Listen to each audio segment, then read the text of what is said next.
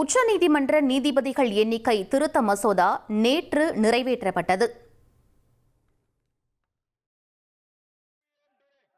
நாடாளுமன்ற மக்களவையில் எதிர்க்கட்சிகளின் தொடர் அமளிக்கிடையே உச்சநீதிமன்ற நீதிபதிகள் எண்ணிக்கை திருத்த மசோதா குரல் வாக்கெடுப்பு மூலம் நிறைவேற்றப்பட்டது.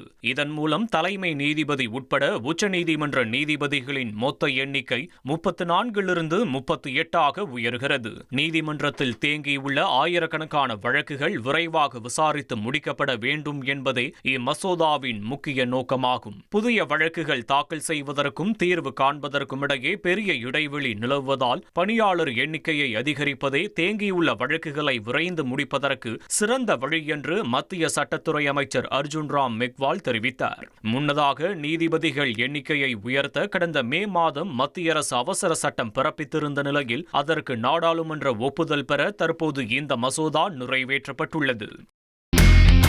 இனி செல்லும் இடமெல்லாம் செய்தி. தந்தி டிவியின் வாட்ஸ்அப் சேனலை ஃபாலோ பண்ணினா செல்ல இருக்கும் இடமெல்லாம் செய்தி. இதோ QR கோட் இப்பவே ஸ்கேன் பண்ணுங்க, ஃபாலோ பண்ணுங்க.